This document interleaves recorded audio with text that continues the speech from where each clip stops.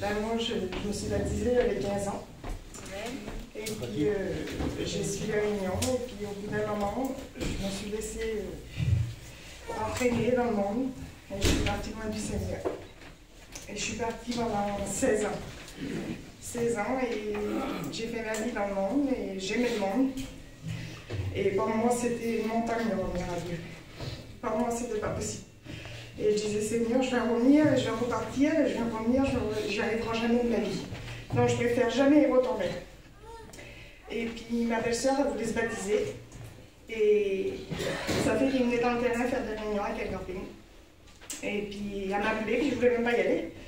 Et puis, un jour, j'ai été, une fois, comme ça, pour lui faire plaisir. Et puis, voilà, j'avais même pas envie de retourner. Et le lendemain, l'homme, il vient, puis il me parle. Il dit, qu'est-ce que tu fais? Tu veux pas reprendre une décision? Je dis, non, je veux pas. Il dit, tu veux pas qu'on prie pour toi? Je dis, non, je veux pas. Et je me suis mis à pleurer, puis je pleurais, je savais même pas pourquoi. Il dit, mais Seigneur, on va prier pour toi. Et j'ai pleuré pendant 2 jours. Et après, je dis, Seigneur, en moi, il faut le retourner. Mais c'est compliqué. On est parti comme ça, c'est vraiment compliqué.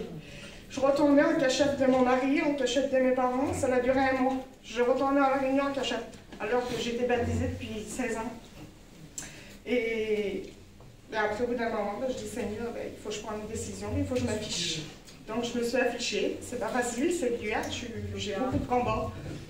Mais bon, avec l'aide du Seigneur, voilà.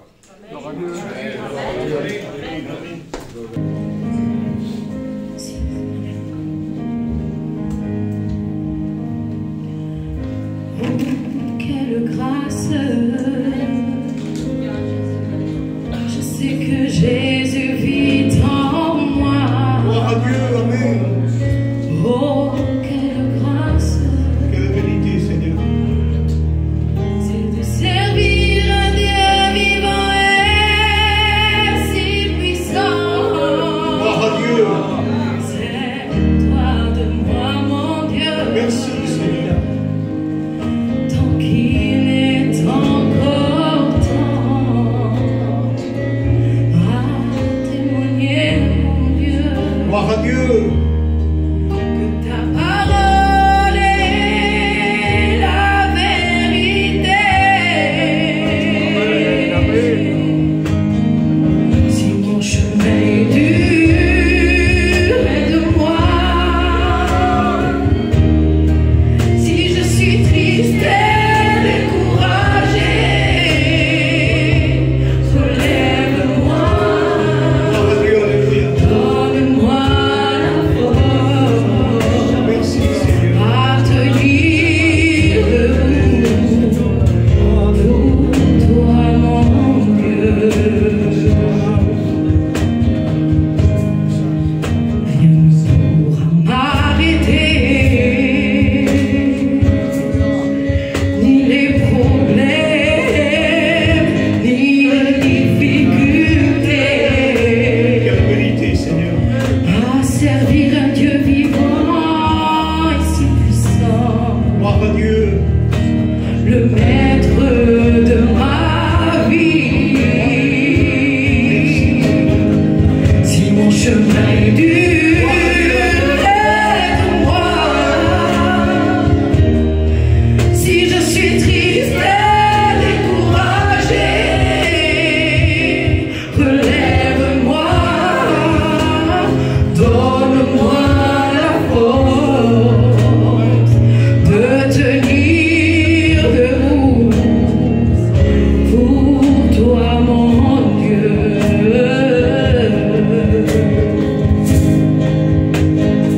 Si mon chemin est dur, aide-moi. Si je suis triste et découragée, relève-moi, donne-moi la force de tenir debout pour toi, mon Dieu. Gloire à Dieu. Alléluia. À Dieu, c'est toujours une grâce de dire ce que le Seigneur a fait dans nos vies. Moi, je n'ai pas été élevée dans un foyer chrétien. J'avais ma mère qui était chrétienne, mais c'était dans le secret. Chez nous, il n'y avait pas de chrétiens. Mon père les appelait les Alléluia et puis il ne pouvait pas les voir. Donc ma mère, elle savait que le Seigneur c'était la vérité, donc dans son cœur et puis dans le secret, a prié le Seigneur et c'était une chrétienne. Et toute petite que j'étais, moi je la voyais prier, je la voyais lire sa Bible, je la voyais chanter des cantiques et je savais que Jésus était vrai. Amen. Et arrivé à l'âge de 11 ans, ma mère a attrapé la maladie cœliaque et elle est partie près du Seigneur.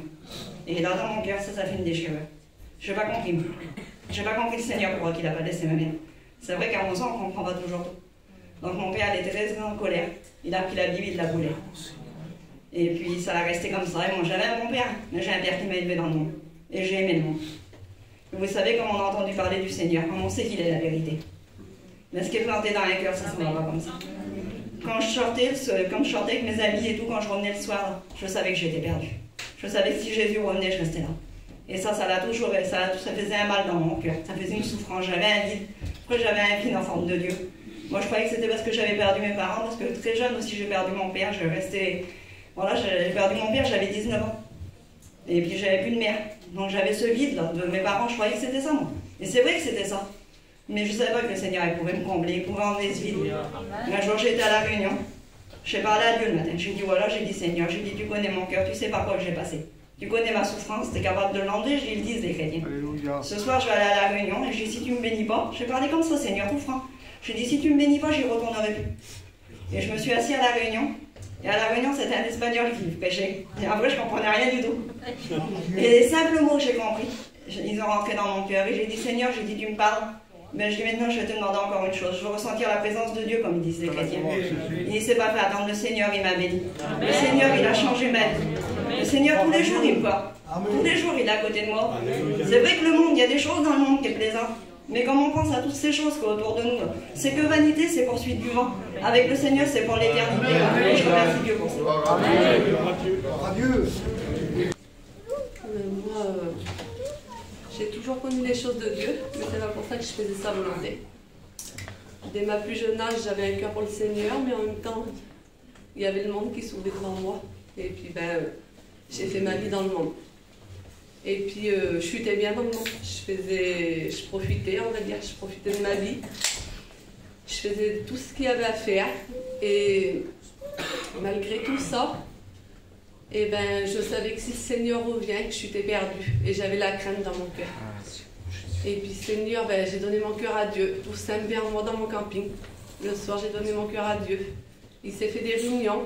J'ai grandi avec le Seigneur. Après, au bout de 2-3 jours, le Seigneur m'a délivré de la cigarette. Il m'a délivré de toutes ces choses que j'aimais dans le monde, moi, les amusements, tout ce que ma vie que j'aimais, quoi. Il m'a délivré de tout, le Seigneur. Il m'a donné la paix, la joie, l'espérance qu'un jour on ira auprès de Dieu. C'est la plus belle des choses. Que Dieu vous bénisse. Amen. Merci.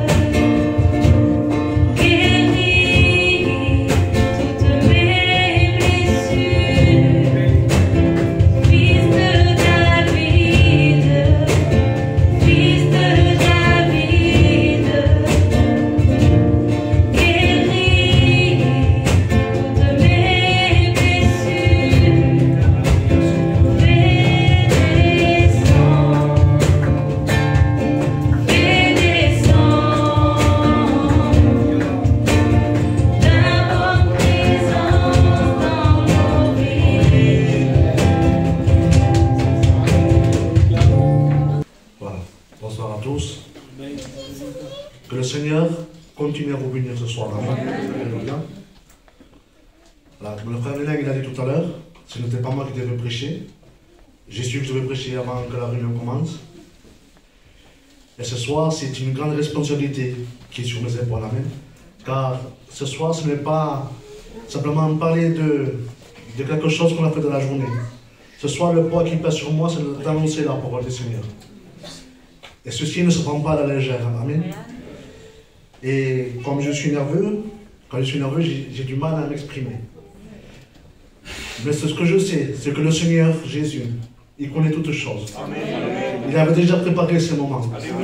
Peut-être je vais rester 5 minutes en train de prêcher. Peut-être je vais dire 2 ou 3 paroles mal prononcées. Mais je le crois de tout mon cœur que le Seigneur ce soir va parler à ton cœur. Amen. Alléluia.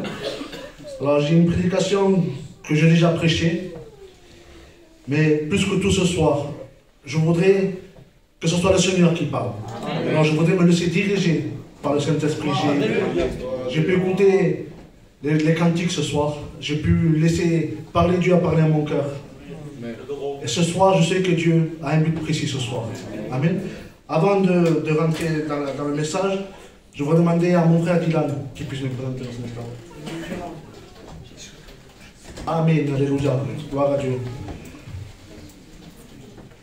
Alors, nous allons faire une première lecture dans le livre aux Romains, chapitre 6, verset 23. Car le salaire du péché, c'est la mort. Mais le don gratuit de Dieu, c'est la vie éternelle en Jésus-Christ, notre Sauveur. Amen. Alléluia. Lorsque j'étais aux études, les enseignants nous ont dit, lorsque nous préparons un message, que Jésus soit toujours au centre de notre message. Et plus que ça, que Jésus soit toujours au centre de notre vie. Ce soir, il est au centre de cette réunion. Ce soir, le Seigneur Jésus, même si vous ne le voyez pas, sa présence est là. Et ce soir, il connaît chaque cœur de chaque personne qui est ici ce soir individuellement. Il peut connaître ton problème. Il peut connaître ta souffrance, ta tristesse, par la situation dans laquelle tu es en train de passer. Et comme le frère Lénin l'a dit tout à l'heure, il est la solution. Amen. Il est la clé à la solution à ton problème. Amen. Alléluia. La Bible nous dit que le salaire du péché, c'est la mort. Qu'est-ce que le péché? Le péché, peut-être qu'il y en a beaucoup qui vont croire que je vais faire quelque chose de vraiment grave, excusez-moi l'expression, de tuer quelqu'un, de voler quelque chose, d'être vraiment quelqu'un de méchant. C'est vrai, c'est du péché. Mais le péché, c'est plus grand que cela. Le péché, la Bible va nous dire, dans la racine du mot péché, c'est la transgression à la loi de Dieu. C'est désobéir à la volonté de Dieu. C'est vraiment quelque chose de fort. Dans la racine du mot péché, ceci veut dire transgression, rébellion, révolte, infraction. Ça veut dire littéralement manquer la cible. Manquer la cible. Quelle est la cible? Pour ma part, ma cible, mon but, c'est d'aller dans le royaume des cieux. C'est d'être un jour dans le paradis avec Jésus, avec les miens, avec mes frères, avec mes sœurs, avec l'Église. Amen. Mais le péché dans nos vies produit que nous manquons la cible. Le péché fait que dans nos vies, il y ait des disputes, qu'il y ait de l'angoisse, qu'il y ait de la maladie aussi. Le péché fait dans nos vies qu'il y ait des chaînes qui nous tiennent captifs. Je ne voudrais pas rentrer dans les détails, que ce soit la cigarette, l'alcool, la drogue.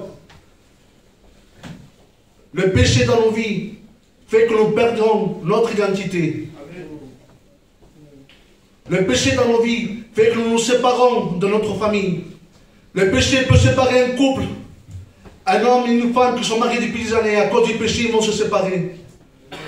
Le péché fait dans la vie qu'un enfant va se séparer de son père à cause du péché. Aujourd'hui, le péché prend tellement de place dans le monde qu'on ne fait plus la différence entre le bien et le mal.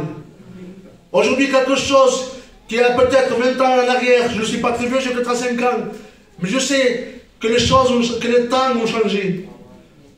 Quelque chose qu'avant on aurait été horrifié d'entendre, aujourd'hui c'est quelque chose de normal. On ne s'étonne plus de rien. Aujourd'hui, un grand-père avec son petit-fils, excusez-moi l'expression, en train de se droguer ensemble, c'est normal. Ça ne choque plus personne. C'est ce que le péché produit dans nos vies. Le péché n'apportera jamais rien de bien dans nos vies. Et nous ne nous rendons peut-être pas compte, mais nous sommes enchaînés par ces chaînes du péché. Peut-être tu vas me dire que toi tu ne pêches pas, que tu ne fais rien de grave. Mais la Bible nous dit que tout homme, ont péché et sont privés de la gloire de Dieu. Si la Bible dit tout homme, quand je dis tout homme, toute femme, c'est que réellement, tout homme, toute personne sur cette terre, nous sommes nés pécheurs. La Bible va nous dire que le cœur de l'homme le plus juste sur la terre est semblable à un buisson d'épines. Le plus juste. Je ne veux même pas imaginer ce que c'est le cœur de l'homme le plus méchant. Il n'y avait pas de solution pour nous. Nous étions esclaves, emprisonnés du péché. Mais je donne gloire à Dieu, je donne grâce au Seigneur, alléluia, que Dieu dans sa grande miséricorde, que Dieu dans son grand amour, il a tant aimé le monde, qu'il a donné son Fils unique pour chacun d'entre nous, alléluia. Pas seulement pour moi, pas seulement pour les frères qui chantent, pour toi qui es ici ce soir. Dieu ne fait exception de personne. Le Seigneur voit ta misère. Le Seigneur connaît ton cœur. Il connaît de quelle manière tu t'es approché ce soir à la réunion.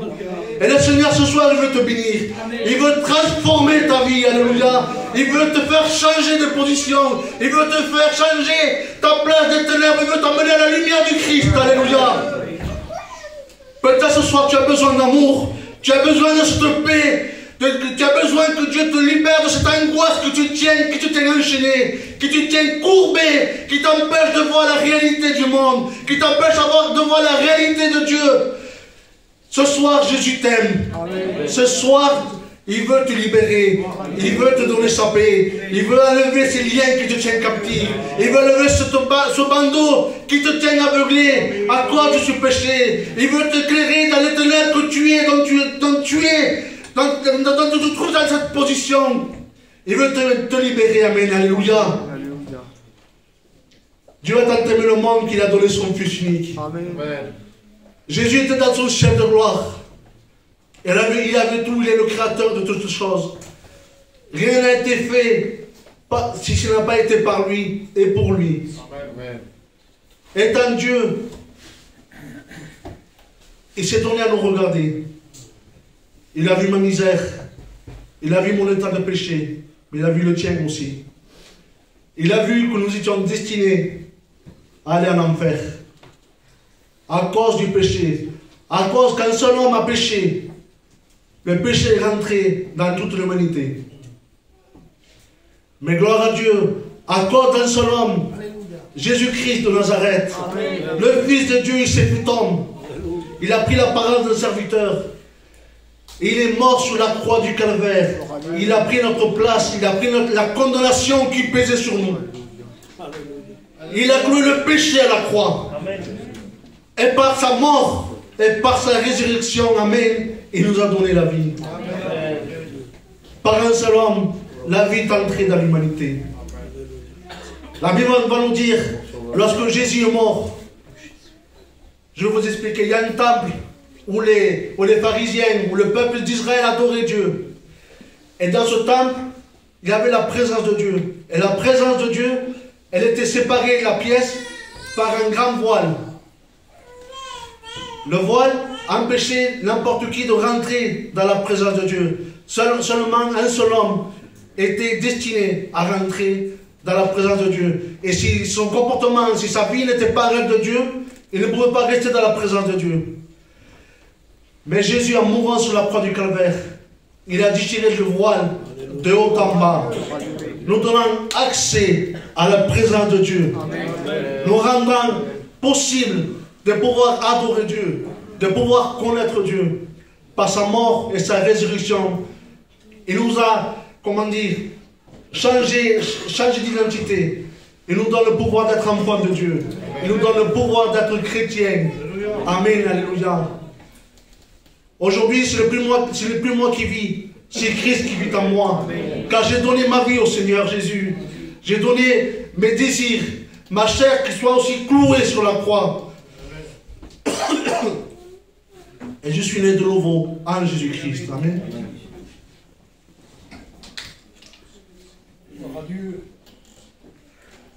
Merci, le Sauveur. Peut-être que parmi nous, moi je ne connais pas vos cœurs. Mais peut-être que tu as essayé par toi-même de te libérer de ces chaînes, de ce poids, de cette angoisse, en faisant beaucoup de choses dans ce monde. En allant dans un endroit qu'il ne faut pas. Et peut-être ça a marché pendant un moment. Mais moi je le sais, que si ce n'est pas Christ qui te libère, ton état va être pire qu'avant. Il faudra que tu ailles encore plus loin dans ce monde pour avoir un semblant de paix. Mais moi ce soir, je te présente le prince de la paix. Amen. Amen. Jésus-Christ est le prince de paix. Il est capable d'ôter cette angoisse qui te tient captif, qui te tient courbé.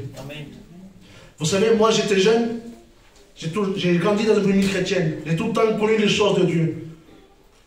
Mais je n'avais pas encore fait cette rencontre avec Dieu. Je connaissais les choses de Dieu, mais je ne connaissais pas le Dieu véritable.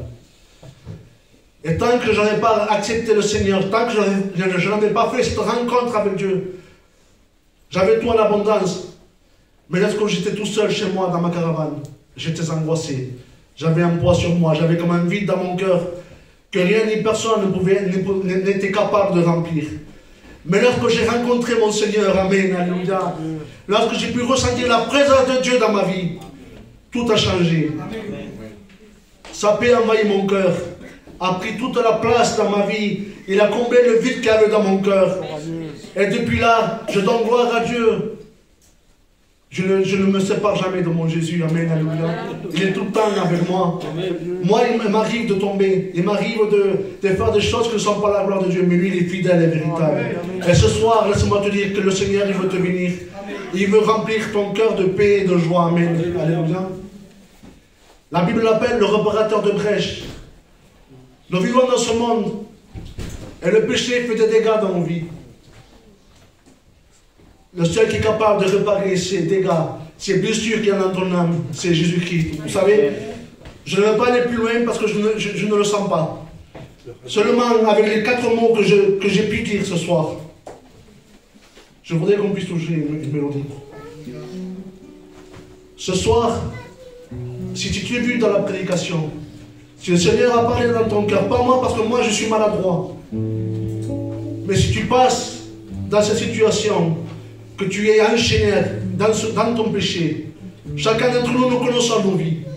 S'il y a cette angoisse qui est en train de diriger ta vie, ce soir, je te présente le Seigneur Jésus. Amen. Le Maître et Sauveur véritable. Amen.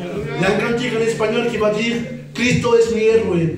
Jésus est mon héros. Amen. Jésus est mon héros à moi. Amen. Est-ce que tu veux qu'il soit ton héros ce soir? Est-ce que tu veux qu'il te sauve? Est-ce que tu veux qu'il te libère de ton emprisonnement? Seulement, je ne vais pas te faire venir devant ici.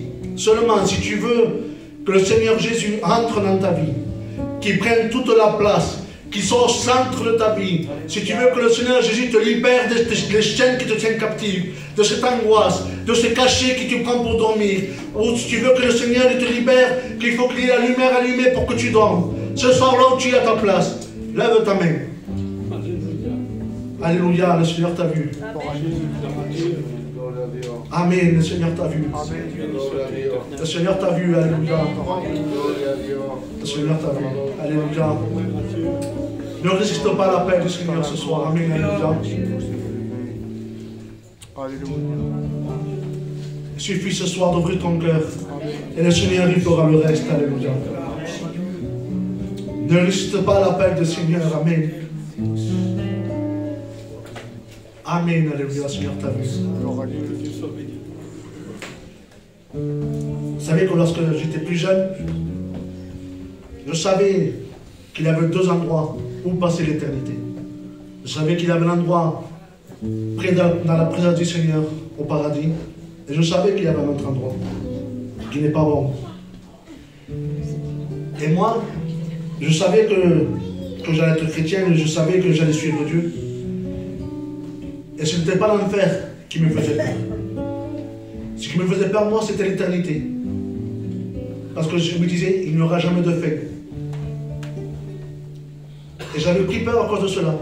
Mais le Seigneur, il parlait à mon cœur, en me disant, n'aie pas peur, parce que dans l'éternité, tu seras toujours avec moi. Tu seras toujours avec les tiens. Là où 100 ans vont se terminer dans la joie et le bien-être, 100 ans recommenceront. Ce soir, je voudrais te poser la question. Si le Seigneur Jésus viendrait apprendre son église ce soir, ou lorsque toi tu quitteras cette terre, que le Seigneur te garde encore 100 ans, où est-ce que tu vas passer l'éternité?